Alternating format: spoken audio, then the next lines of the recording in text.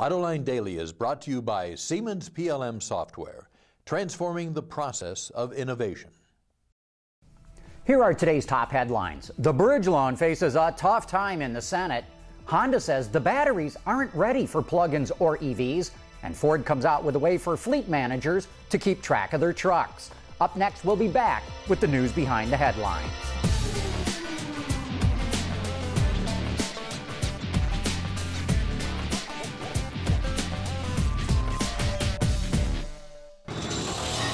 This is Autoline Daily for Thursday, December 11, 2008, and now the news.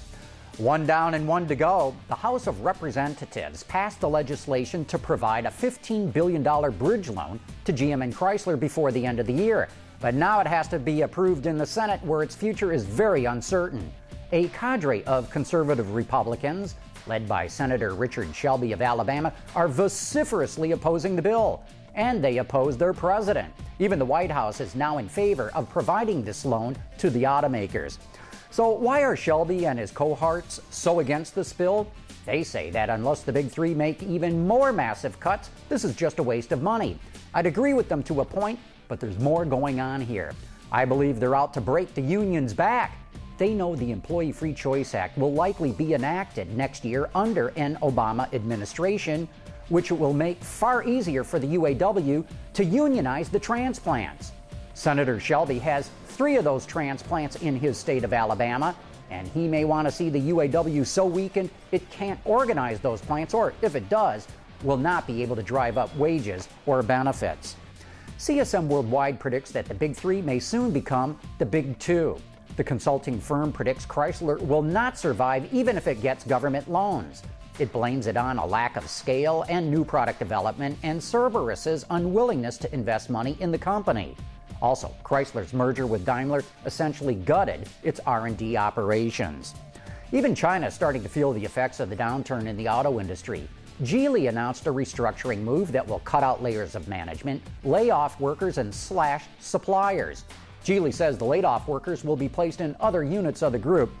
I wonder where we've heard that idea before.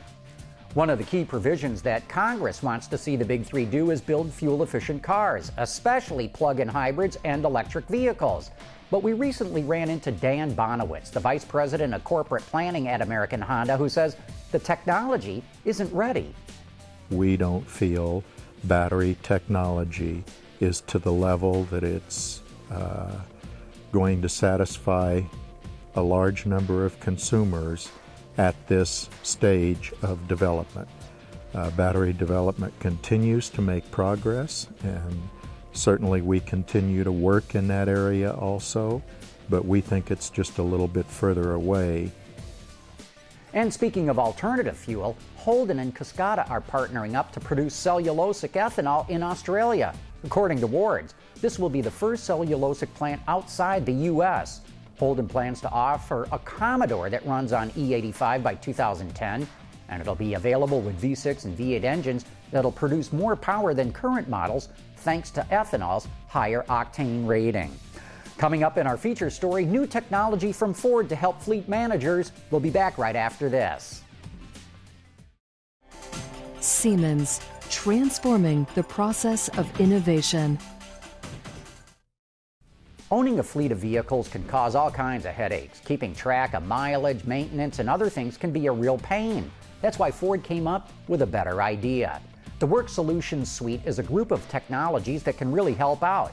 One part of this package is called Crew Chief. It gives fleet managers the ability to monitor the location of their vehicles in real time. If you know where all of your vehicles are, you can send the closest one to a job. This saves on time and driving. It also lets them remotely track things like fuel mileage, engine idle time, and a whole lot more. Crew Chief relies on an in-vehicle internet connection to work. Data is sent through a web-based application and can be accessed from any computer with an internet connection.